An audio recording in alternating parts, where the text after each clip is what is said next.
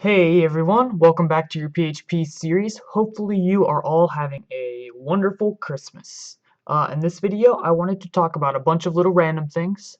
So first off, I wanted to say I added a new link to our navigation just so we can easily go through our pages.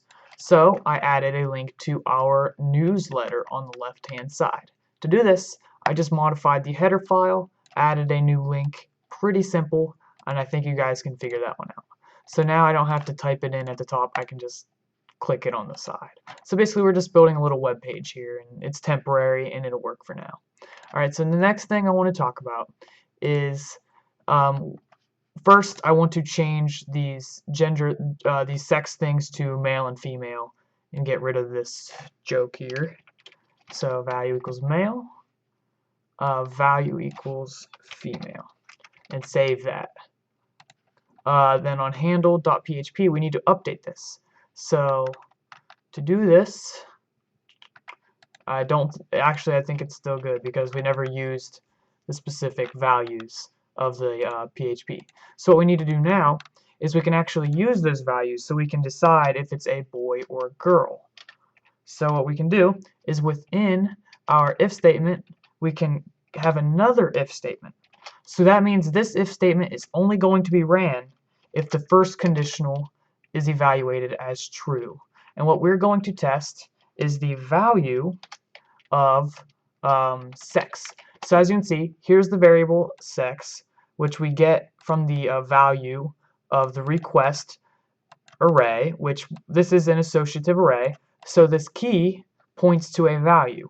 If we assign this to a variable, we're creating a shorthand variable. We're taking that value and storing it as a string in the variable sex. So we want to check if this sex is equal to male, and if it is, we can just test it, echo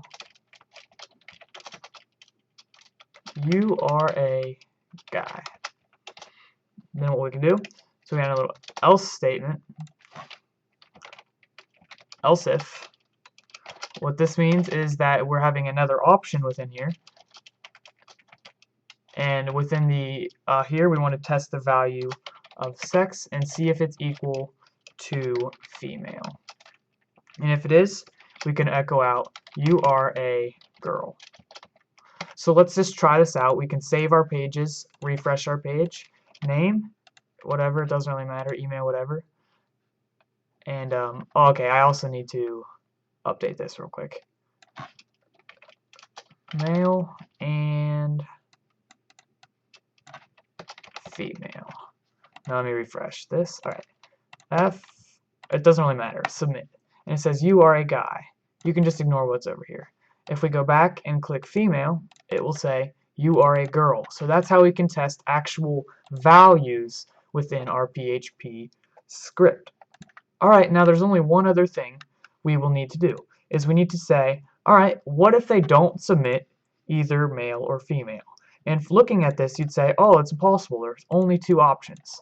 But if someone wants to maliciously attack your website, they can easily change your form or create a form that's submitted to your PHP page, which would then give them the opportunity to give a different value.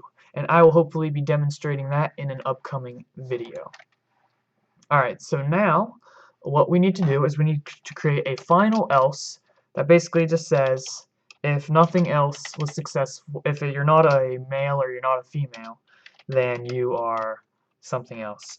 Enter a correct value. Refresh the page, watch this.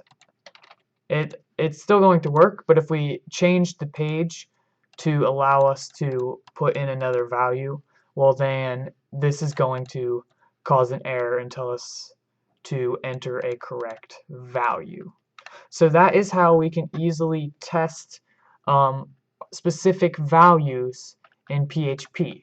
And now just to make this web page a little more clear, I want to sort of clean up our page. So the first thing I want to do, we can actually use these values to create a custom page.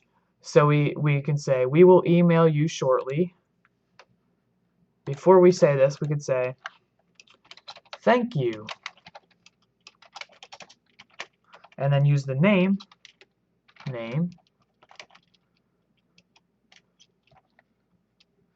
we will email you shortly at email. We can save this, refresh, put in some values here. So we can say name, Caleb.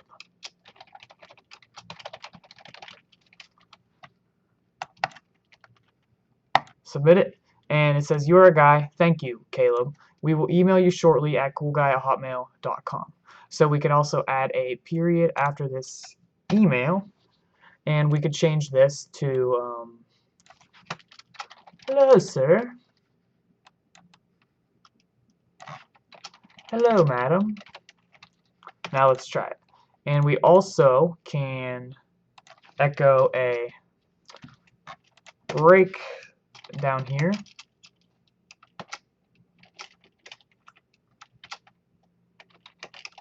And this will clean things up a tad bit. Continue, and this is what it's going to look like now. And just to make things cool, we can put commas here.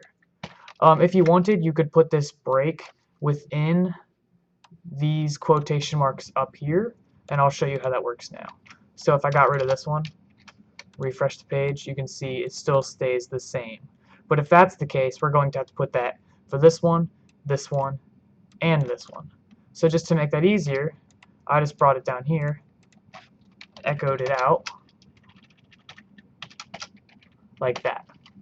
So boom, this is what we have. Hello, sir. Thank you, Caleb. We will email you at coolguy.com. And if you wanted, we could just add some extra stuff in here. We could say, echo, I am glad you are interested in our newsletter. Here is a custom message from Caleb Curry. Add a line break, close the parentheses, and yes, so then we can refresh the page, and you can see, let's look at this a little bigger so we can see the whole thing. Hello, sir. I am glad you are interested in our newsletter. Here is a custom message from Caleb Curry. Thank you, Caleb. We will email you shortly at coolguy.com. So that is the basics of creating dynamic web pages and taking specific values of variables and echoing things out by testing what the value is. So we tested if it's male, or we tested if it's female. So yeah, that is an example of how that all works, and hopefully that was helpful. I will see you in the next video.